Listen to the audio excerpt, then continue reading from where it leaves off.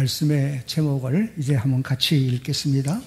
성령의 도우심이 필요합니다. 여러분이 가지고 있는 성경은 인간 구속사를 기록하고 있는 책입니다. 다시 말하면 하나님께서 사람을 구원하시되 어떤 과정을 통해서 구원해 주셨는가, 이것을 이제 말씀하고 있다는 것입니다. 여러분이 최근에 많이 쓰기도 했고 듣기도 했던 예배소서를 보면은 1장 3절부터 14절까지 해서 우리 인간의 구원이 성부 하나님의 선택하심과 성자 예수님의 피 흘려 죽으심과 그리고 성령 하나님의 인치심으로 말미암아 이루어진다 라고 하는 것을 기록하고 있습니다. 그래서 어떤 분은 인간 구원을 구약시대에는 성부 하나님이 주도적으로 역사해 주셨고, 신약시대에 와서는 성자 예수님께서 주도적으로 인간 구원 역사를 주장해 주셨을 뿐 아니라 은혜의 시대에 와서는 이 은혜 시대는 성령님이 이 땅에 강림하신 이유를 일컬어서 은혜 시대라 그렇게 표현을 합니다. 이 은혜 시대에는 성령 하나님께서 인간 구속을 주도적으로 역사해 주고 계신다, 그렇게 이제 말씀을 해 주시고 계십니다. 여러분, 오늘 이 시대를 살아가고 있는 저와 여러분들은 지금 은혜의 시대를 살아가고 있는 사람들임이 분명한 사실이에요.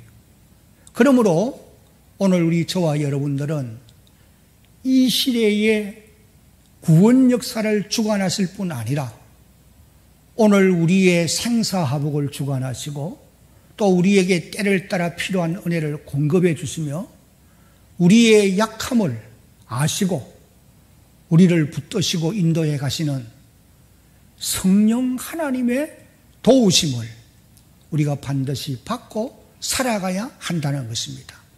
왜냐하면 오늘 저와 여러분들의 신앙생활은 성령으로 말미암아서 시작이 되어졌습니다. 그리고 성령의 역사로 말미암아 우리의 믿음이 자라서 성숙의 자리로 나갑니다.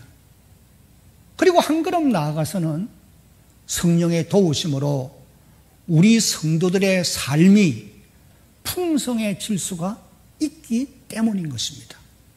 그러므로 우리 성도들은 이 땅에 한평생을 사는 동안 반드시 성령의 도우심을 힘입고 살아가는 그런 주의 백성들이 되어야 할 줄로 믿습니다. 오늘 우리가 읽은 이 말씀을 보면은 예수님께서 이 땅에 계시면서 내가 가면 이 땅에 성령 보혜사를 보내주실 것인데 성령이 오셔서 하시는 일이 무엇인가, 이것을 이제 말씀을 해 주셨어요.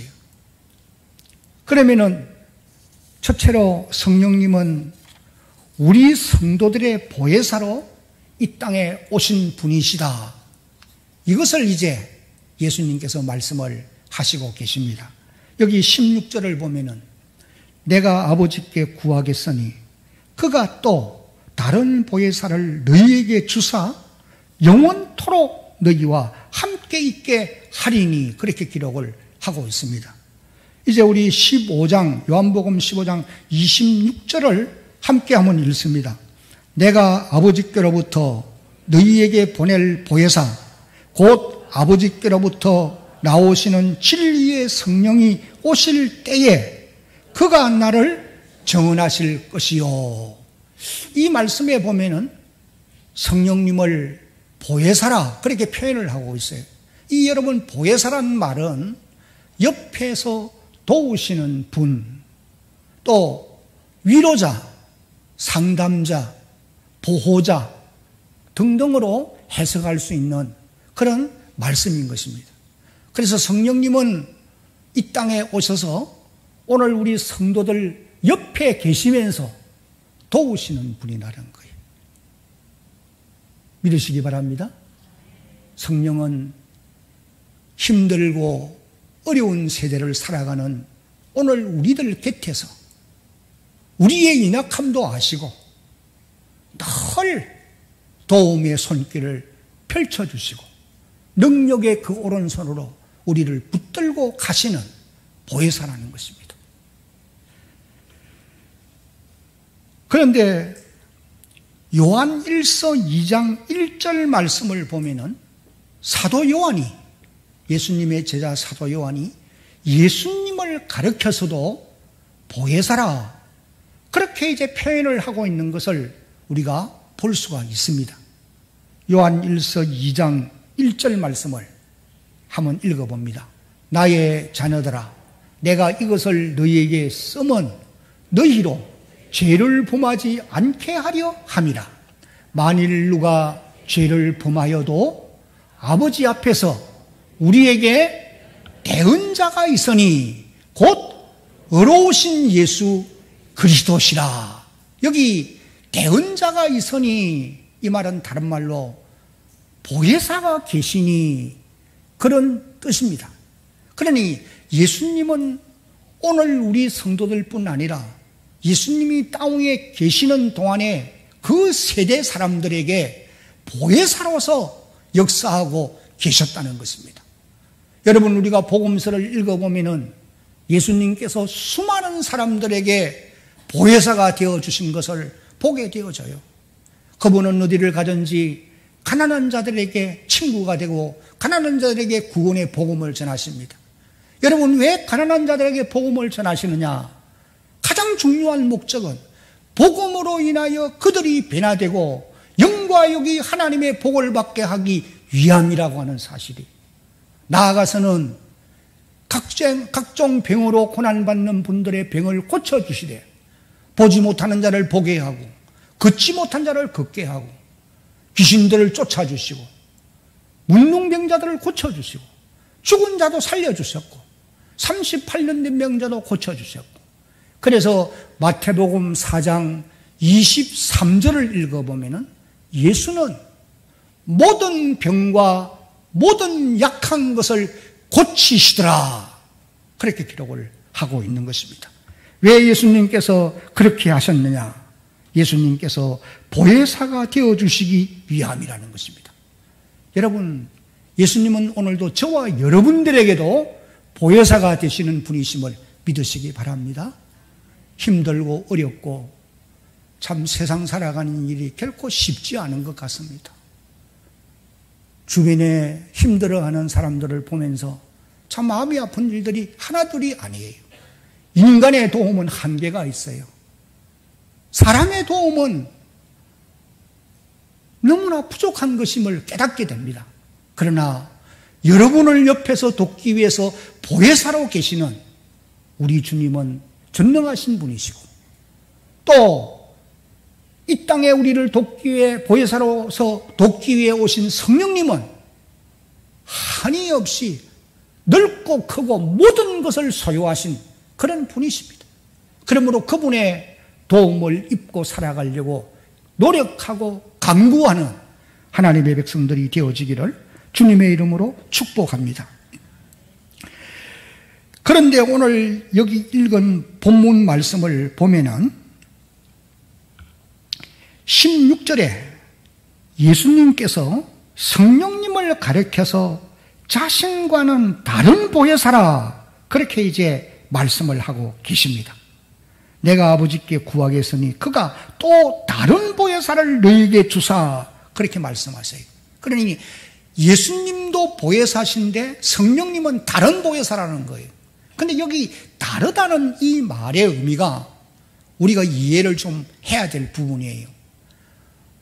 다르다고 할 때 본질이 다른 경우도 있겠지만은, 본질은 같지만은 모양이 다르고 사역이 다른 이런 부분이 있단 말이에요. 헬라말로는 그것을 정확하게 구별해서 말씀을 하고 있는 것입니다. 예를 들면은 밀알갱이와 밀이삭은 본질은 같아요. 그러나 모양은 다른 것입니다. 그러나 밀알갱이와 보리알갱이는 본질이 다른 것이죠. 그래서 여기서 예수님께서 성령님을 가르쳐서 다른 보혜사라, 자신과는 다른 보혜사라고 그렇게 표현하는 이 말씀은 성령님은 본질적으로는 예수님과 같지만은 모양과 사역이 다르다. 이것을 이제 우리에게 말씀해 주고 있는 내용인 것입니다.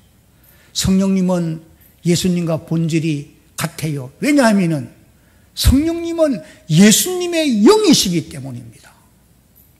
그래서 성경을 보면은 성령님을 일컬어서 예수의 영, 그리스도의 영, 하나님의 영, 여호와의 신, 하나님의 신 등등으로 표현되어 나오는 것을 우리가 읽어볼 수가 있는 것입니다. 그러나 성령님은 예수님과 모양은 다른 것입니다.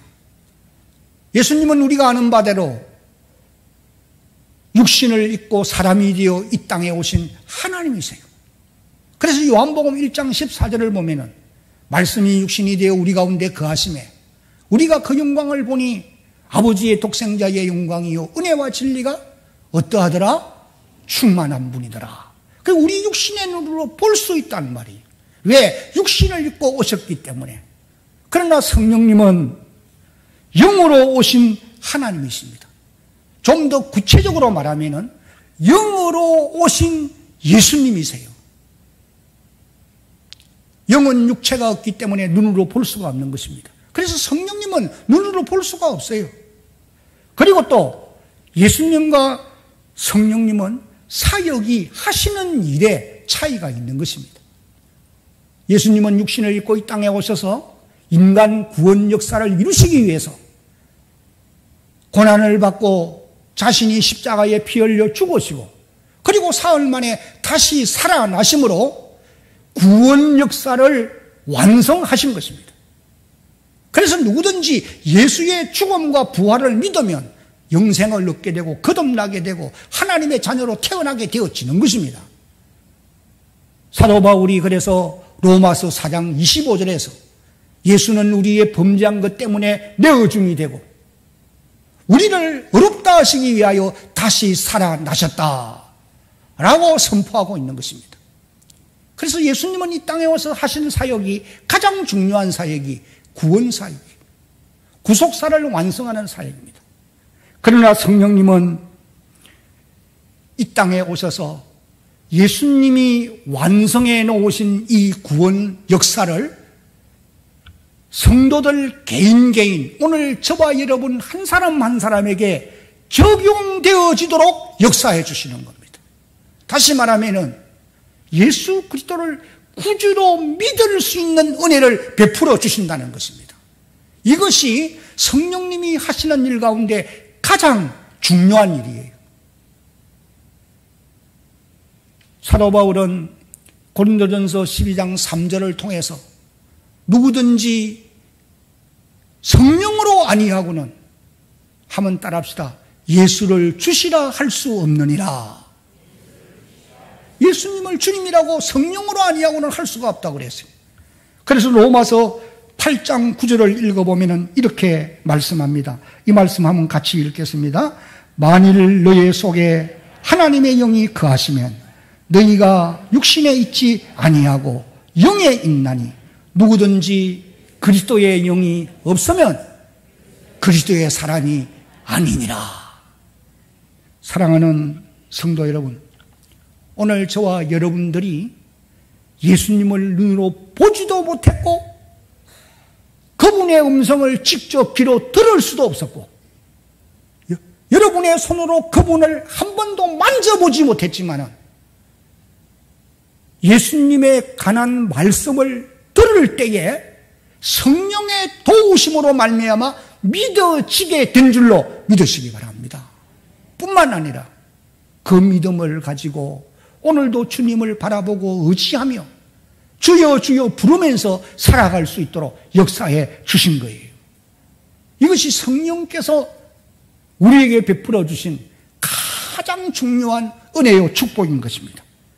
그런데 그뿐만 아니라 그 성령님은 우리를 그렇게 거듭나게 해서 하나님의 자녀로 태어나게 하셨을 뿐 아니라 그분이 항상 우리 속에 임하여 계시면서 우리를 인도해 주시고 보호해 주신다는 사실이에요. 예수님이 그것을 오늘 읽은 이 말씀을 통해서 우리에게 약속해 주고 계십니다. 여기 17절 하반절을 읽어보면 예수님께서 성령이 너희와 함께 거하심이요 또 너희 속에 계실 것이다, 이것을 말씀하십니다. 그리고 17절 말씀에서는 그 성령님을 영원토록 너희와 함께 있도록 해 줄 것이다, 이것을 약속하고 계세요. 구약시대에는 성령이 임하셨다가도 또 범죄하면 떠나시는 모습을 우리가 보게 되어집니다. 예를 들면은 사울 왕이, 이스라엘의 초대 왕이었던 사울 왕이 사무엘상 10장을 읽어보면은 성령으로, 기름 부음을 받았을 때에 그에게 여호와의 신 성령이 그에게 임하십니다. 그래서 그에게 새 마음을 주셔서 왕으로서의 사역을 감당하게 하셨어요. 그러나 사무엘상 16장 10절을 읽어보면 그가 범죄하고 회개치 아니하므로 여호와의 영인 성령이 떠나시고 하나님이 부리시는 악령이 그를 지배하게 되었다, 그렇게 이제 기록한 말씀을 볼 수 있어요. 그러나 여러분, 오순절날 마가의 다락방에 성령이 강림하신 이후부터는 성령께서 우리 안에 한번 임하시면은 영원토록 임하여 계신다는 거예요. 우리가 비록 연약해서 실수를 하고 잘못을 범하고 죄를 범했다 할지라도 떠나지 아니하시고 계신다는 거예요. 계시면서 회개할 것을 촉구하시고 회개할 때에 또한 새로운 은혜를 공급해 주시는 이런 역사를 이루어 가시는 것입니다. 그러므로 우리 성도 여러분들이 진정으로 예수님을 구주로 믿는다고 한다면 지금 여러분 속에는 성령님께서 임재하여 계심을 믿어야 합니다. 한번 따라합시다. 내 안에 성령님이 계십니다. 성령이 계시네. 할렐루야, 함께 계시네.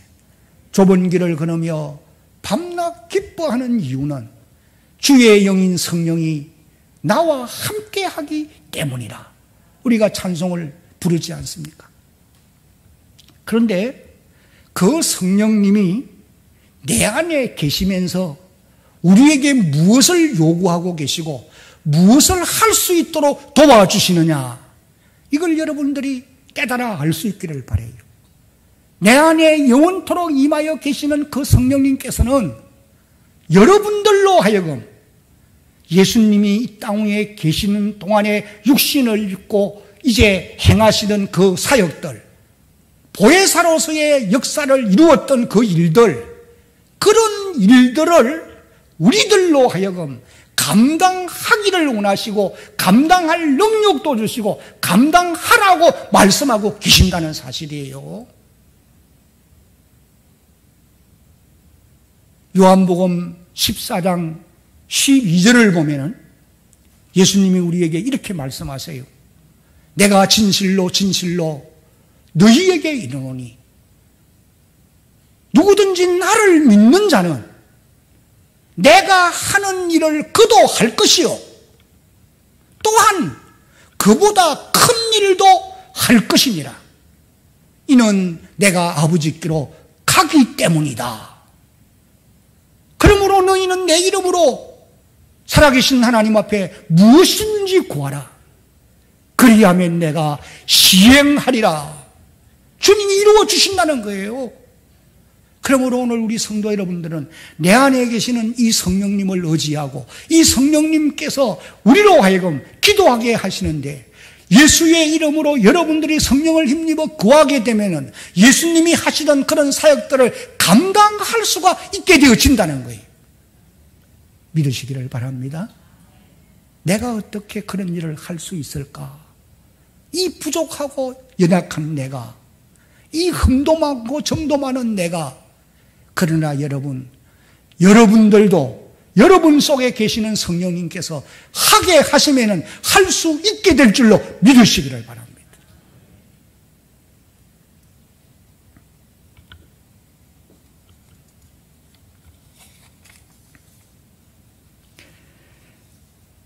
그러면은 보혜사로 오신 성령님은 두 번째로 우리 안에 거하시면서 우리의 어떤 면을 도와주시느냐 몇 가지를 살펴보려고 합니다.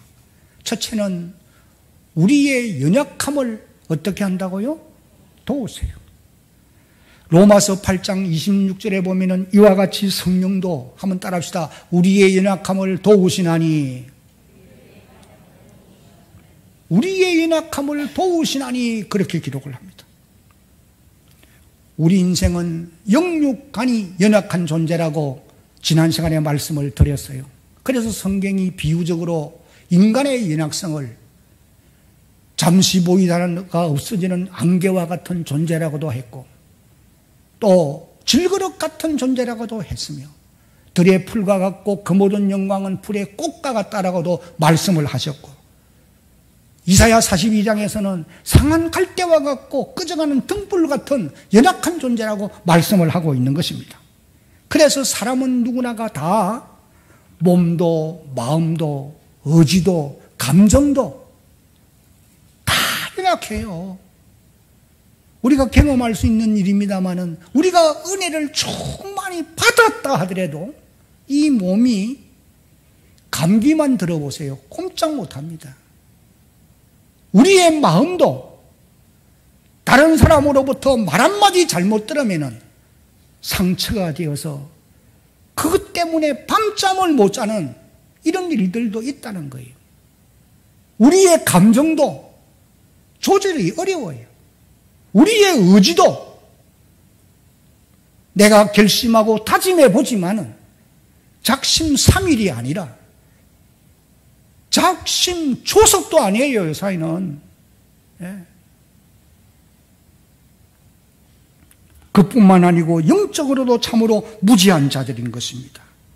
여러분, 이런 연약성은 인간이 타락한 결과로 오게 된 것임이 분명합니다. 그래서 하나님은 우리의 연약성을 아시기 때문에 보혜사 성령님을 보내어서 우리를 돕게 하고 계시는 거예요. 오늘도 보혜사 성령님은 내가 연약해 있을 때에 나를 옆에서 붙들어 주시고 내가 공고해 있을 때에 상담자가 되어 주시기도 하고 환난을 당하거나 풍파를 만났을 때에 위로자가 되어 주시기도 하시는 거예요. 뿐만 아니라 내가 알지 못해서 무지한 상태에 있을 때에 그분은 좋은 스승이 되어서 나로 하여금 깨달아 알게 하고 가르쳐 주시기도 하시는 겁니다. 여러분들이 기도해 보면 경험할 수 있는 일입니다만은 내가 상상도 할 수 없었던 이런 지혜를 하나님이 주시는 경우가 많이 있어요. 그런 경험을 하면서 남은 세월을 살아가는 주의 백성들 되기를 예수님의 이름으로 축복합니다. 그런데 여러분, 우리가 한 가지 여기서 기억해야 될 것은 성령이 우리를 도우신다, 도와주신다라고 말할 때에 여기 돕는다는 것은 나는 가만히 놀고 있고 잠만 자고 있고 그러는데 성령님이 다 해주시는다, 그건 아니에요.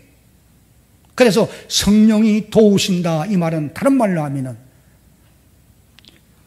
맞잡아 붙들어준다 그런 뜻이라고 합니다. 맞잡아 붙들어준다 이 말은 어떤 사람이 예를 들면 어떤 사람이 무거운 물건을 어깨에 메고 혼자 끙끙거리며 가는데 지쳐서 넘어질 수밖에 없어요.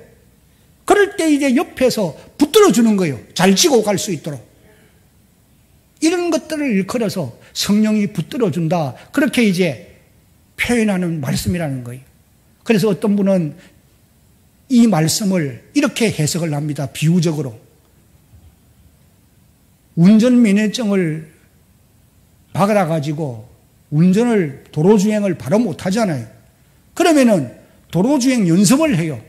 근데 자기 혼자 못하잖아요.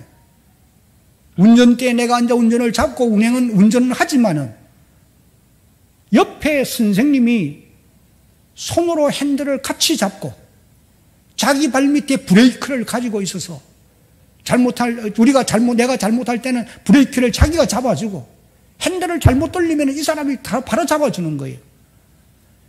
성령에 도우신다는 것이 바로 그런 의미라고 했어요.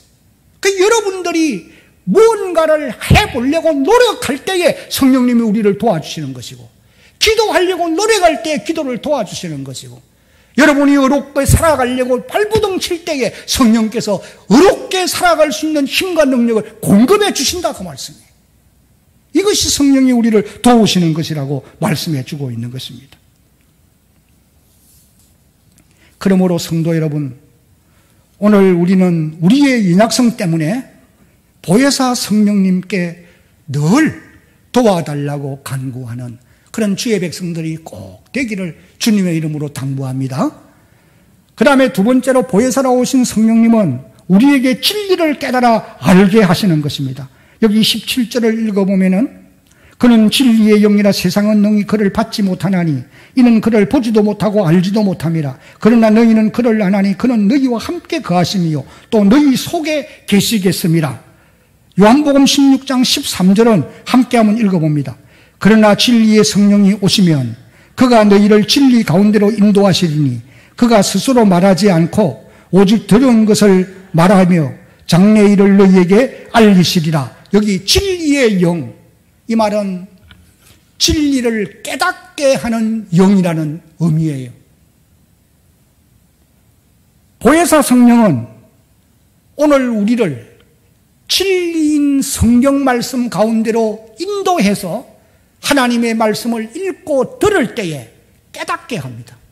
그래서 믿어지게 하는 거예요. 믿어진 그 말씀을 순종할 수 있는 능력을 또한 공급해 주시는 것입니다. 이것이 성령님이 하시는 일이에요. 이제 마지막으로 보혜사라 오신 성령님은 성도들의 기도를 승리할 수 있도록 도우시는 것입니다. 답을 보십시오. 기도의 승리자가 신앙생활의 승리자입니다. 오늘 그런데 우리 많은 성도들이 기도에 실패함으로 우리의 신앙생활이 계속 다운되고 또 내려가고 또 다운되고 실패하는 그런 경우가 얼마나 많으냐는 말이에요. 그래서 우리 안에 임하신 성령님은 우리의 기도를 도우시는 거예요. 그런데 어떤 방법으로 도우시느냐? 먼저는 여러분 마음에 기도할 마음을 주신다는 거예요. 기도할 소원을 마음에 일으켜 주신다는 거예요. 거듭난 하나님의 자녀는 때때로 내가 기도해야 될 텐데, 내가 기도해야 되는데, 그런 마음이 있게 되어 있단 말이에요. 이 성령님이 주시는 마음이에요. 그런 마음이 생겨날 때는 기도의 자리로 나갈 수 있는 여러분들이 되어지기를 바랍니다. 이것이 성령께 순종하는 삶이에요. 여러분들이 일상생활을 하면서 여러분 마음에 내가 기도해야지 그런 생각이 한 번도 안 드십니까? 그런 사람은 구원받은 사람인지 한번 의심해 보아야 될 사람이에요. 거듭난 사람은, 하나님의 자녀로 태어난 사람은 반드시 성령이 임하여 계시고, 내 안에 계시는 성령님은 나의 마음에서 늘 기도의 소원을 일으켜 준다는 거예요. 너 기도해야 된다. 좋을 때나 또 슬플 때나 어떤 상황 가운데서도 너 기도해야지, 그런 마음의 소원을 일으켜 주시는 거예요. 그리고는 또 성령님은 우리가 기도할 제목들도 가르쳐 주신다는 거예요. 여기 26절을 읽어보니까 이와 같이 성령도 우리의 연약함을 도우시나니 우리는 마땅히 기도할 바를 알지 못하나, 로마서 8장 26절에 오직 성령이 말할 수 없는 탄식으로 우리를 위하여 친히 간구하시느니라. 기도할 바를 알지 못하나, 이 말은 저와 여러분들이 기도하려고 내가 엎드렸는데 뭘 기도해야 될지를 몰라요. 그래서 답답할 데가 없잖아 있어요. 여러분들은 하도 기도를 열심히 잘하니까 그럴 때가 없는 건 몰라도 제가 경험해 볼 때는 새벽에 나와서 말씀 듣고 이제 앞에 나와서 제가 늘 앉던 자리에 와가지고 누가 안 뭐라 하기에 와 앉아서 기도를 해요. 기도가 안 될 때가 있어요. 그럴 때 괴로워요. 답답하단 말이에요. 그럴 때 성령께서 도우신다는 거예요. 어떻게? 기도할 제목을 가르쳐주고 그리고 기도할 힘을 공급해 주신다는 거예요. 저는 학창시절 때에 산기도를 많이 다녀보았어요. 추운 겨울에도 금정산에 올라가서 바위 위에서 밤을 새우며 기도도 해본 적이 많이 있습니다. 저를 양육했던 목사님이 늘 기도하러 가세요. 그래서 따라 이제 어쩌도 갔죠. 얼마나 추운지 모릅니다. 그런데 의지적인 우리 인간의 의지만 가지고는 기도를 못해요. 1시간도 못합니다. 그러나 성령이 임하시고 성령이 힘을 주실 때에 밤을 새워 부르짖어도 부르짖을 기도의 제목이 있고 기도를 해도 더 부르짖고 더 소리 높여서 간구하는 이런 일들을 경험해 보았던 겁니다. 성령은 우리의 기도를 도우시는 분이고 제목을 가르쳐 주시는 분이고 힘을 더하여 주시기도 하시는 분입니다. 뿐만 아니라 성령은 우리들로 하여금 아버지의 뜻대로 기도하게 해서 응답도 받게 해 주시는 분이에요. 로마서 8장 27절을 보면은 마음을 살피시는 이가 성령의 생각을 아시나니 이는 성령이 하나님의 뜻대로 성도를 위하여 간구하심이니라.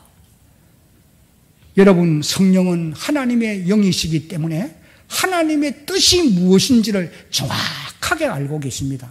그래서 성령의 인도를 따라 기도하는 기도는 하나님의 뜻대로 기도할 수 있는 기도예요. 그렇게 할 때에 응답을 받게 되어 있다는 것입니다. 성령이 우리의 기도를 도우시는데 나는 가만히 잠만 자고 있는데 성령이 나를 위해서 전폭적으로 다 기도해 주시느냐? 그렇지 않습니다.